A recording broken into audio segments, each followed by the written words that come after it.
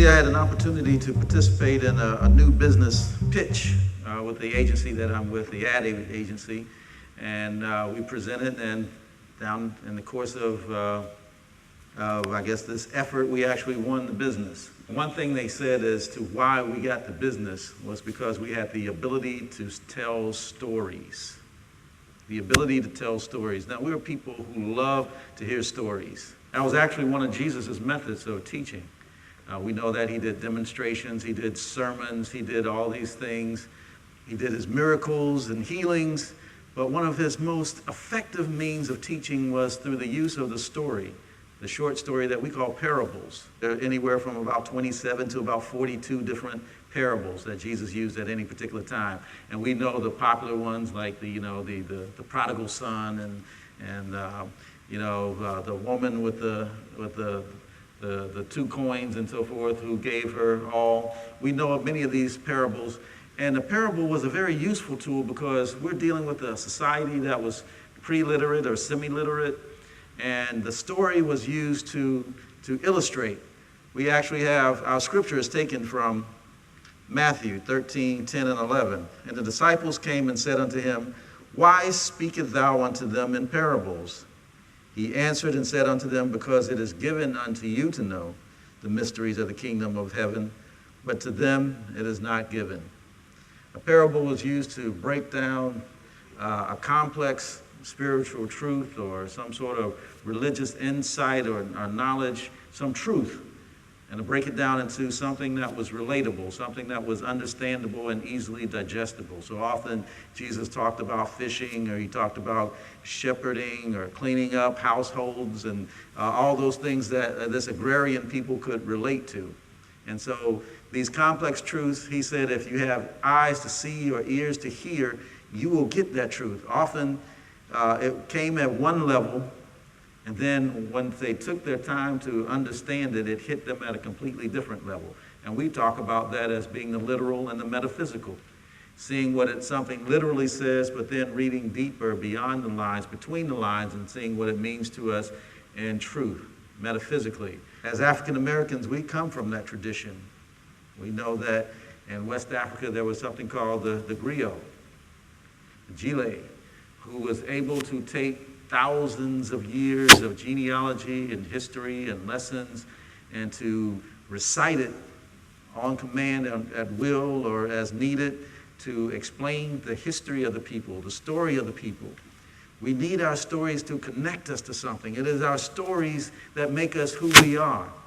NPR has a whole series now. You can go in several different cities around the country, and they have these recording stations that you just go in there and sit and tell your story. But it's the stories that we remember. It is the stories that go through the ages. It's the stories that will live on long after we are gone. And those are the stories that we assemble, and the stories that create our culture, our heritage, our history. And the Bible itself is a story. It's the story of this Afro-Asiatic people who were nomadic, and as they began to settle into a homeland and create their own history and culture, they created their story. And we know that story is his story. And we've heard it, it's his story. It's whoever put it down.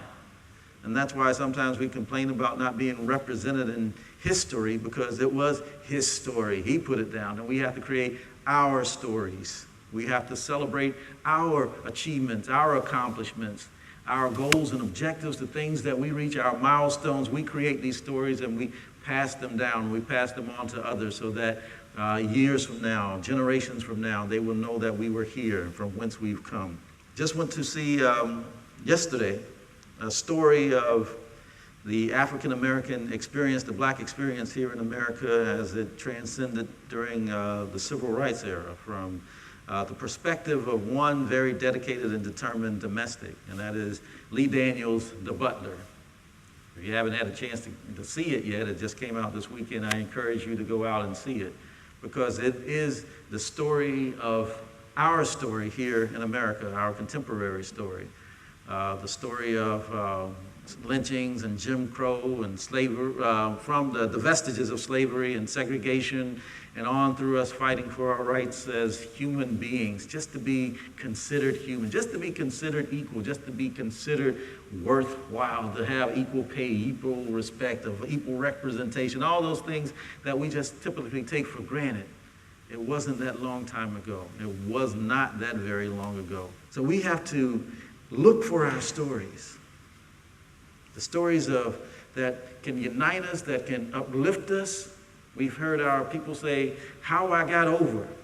Those stories that celebrate our passage through.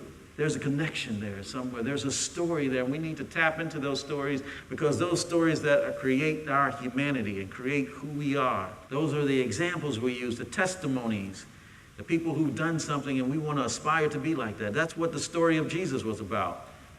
The story of Jesus was not about the exception, but the example.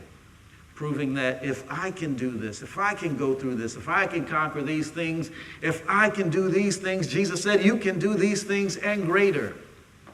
He was speaking to the possibility that was within us. And often we forget that possibility and we ascribe it only to him, and it's easier when we say that was him, he could do that. And we try to cling on to our little vestiges of a humanity that we have. We cling and grab to the rocks while the current of life flows over us. And if we keep clinging, we're battered and bruised until we're able to release and let go and able to float and fly free from all the encumbrances that keep us in this less than spiritual, I guess, destiny that is ours. We stay down here and we squabble with the mundane when we can be elevated up higher. Let's move on up. The stories that elevate us. And then there are stories that bind us. There are stories that bind us.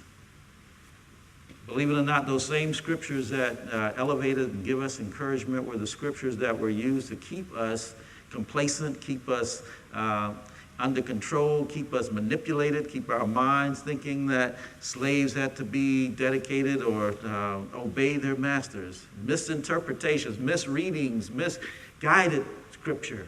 Too many of us hear and internalize these stories that others tell us about what we can and can't do.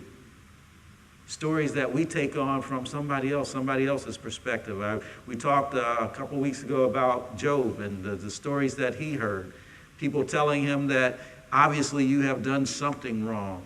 Otherwise you would not be feeling these things. And they tried to get him and convince him that he had done something wrong to bring down the wrath of God on him that caused him to lose his family, his health, his wealth, and everything else.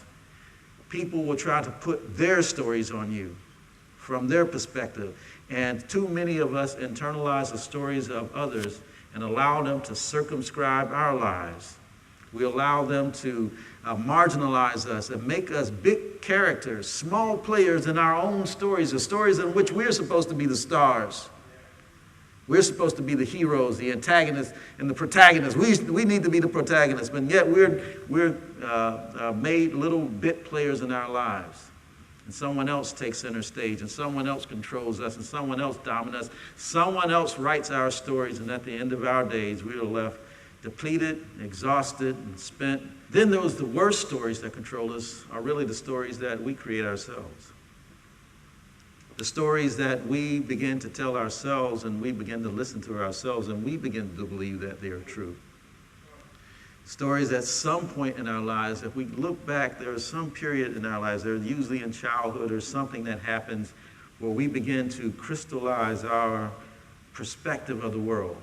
And we begin to tell us a story of that life is unfair, that life is hard, that I'm no good or whatever, that I don't have the talent, I'm not good enough, that I'm not smart enough, I don't look pretty enough, I'm not athletic enough. We begin to tell these stories. I can't do math. Math is too hard. We create these stories that we hear other people have recited, and then we begin to internalize them and write our own stories. Usually there's some hurt or associated with it, some pain. And we try to mask over it to create a defense mechanism that prevents us from dealing with that pain. Just as we as African Americans, as a collective, as a people, we create a story that compartmentalizes us, that limit our capacity, that keeps us from enjoying the free and total abundance that is ours, that is given to us. And we begin to view life from our stories, and we create meaning where there is none. Now, these days in technology, we can call somebody on the cell phone, and usually we get a pretty good response from them. They can pick up immediately. They hit us back. They may text us back or whatever. But sometimes what happens when we call somebody, 30 minutes goes by and we haven't heard back, an hour goes back, we haven't heard. We send them a text, we start blowing them up, they don't respond to us. We start getting indignant. Are you ignoring me? We start using all capital letters in the text and exclamation points. I don't deserve to be treated like that. I need to be responded back to. And when all that has really happened is the person hadn't gotten back to us. But we begin from our own history to create a story about why this person hasn't gotten back to us. And we become the greatest storytellers of them all. That obviously they don't care anything about me. They with somebody else. They're doing something they ain't supposed to be doing. And we run down a whole litany of things that could be happening, and we get flustered and upset, all based on nothing. The only thing we know to be true is that we put in a call and they did not return the call. We have no other information. The person has there's so many variables that could be happening. We find out later on that, you know what? My phone was off. I left it in the car. My battery just went dead. I went through a dead zone. There was no reception. I was in a meeting. And somebody just offered me this wonderful job. I came over and guess what? Our lives have changed now because I got this new blessing for us, and we're over here sitting upset because we created a story. And those stories are the kind of stories that hold us back. We're all engaged in the story right now. We're all creating stories. We see the Gospel of Matthew, we see the Gospel of Mark and Luke and John, and these are all the stories that they wanted to put forth. The Gospel is simply the good news or the message or the preaching, the story of John that John put forth about his perspective on the events that happened 2,000 years ago that he saw, or that Mark saw, or whoever actually authored these things that saw them and put down their perspective. What stories are you writing? What are the stories? Are you writing stories now that are going to inspire and lift up and motivate? Or are you creating more stories that bind and imprison, that limit? You're the author. You're creating your own gospel. What story are you putting out there? Is it a liberation one, or is it a confining one? I know all of us have gotten in trouble at some point, and sometimes we get in trouble with other people. And sometimes we get into different degrees of trouble, and if you get in really serious trouble and the law is involved, the first thing you do before they separate you say, "Let's what's that story?" You create your story and say, well, we got to stick to that story, because if we don't stick to the story, they're going to break one of us. So they will isolate you as quickly as possible. We have one person over here and one person over there, and they want to hear the story. And they don't want to hear it once, they want to hear it multiple times to look for consistencies or inconsistencies or to see who is, embellished a little bit, who's changed it. And a lot of times we saw with George Zimmerman, the story changed many times over the course. The story changed. There was different aspects of it. But if we stick to our stories, a lot of times that works out for our benefit. But there are different sides of that. We stick to the wrong story, we can be convicted. So what story are you sticking to? Are you sticking to a story that is fabricated and not based on the truth of who you are? The truth of who you are. A story that says you are only human. That says that you are less than. A story that says that you aren't entitled to, that you are beneath, that you don't have the capacity. That's the story that you want to stick to? Or you want to stick to a story that says that you were made in the image and likeness of God, that you are joint heirs with Christ, that what you have is the capacity to do the things that Jesus showed us, told us, and more. What's your story? What are you going to hang your hat on? What's going to be your legacy? What are they going to remember you by? Is it going to be his story or your story? What's the story? Stick to it. I love you all. Peace and blessings.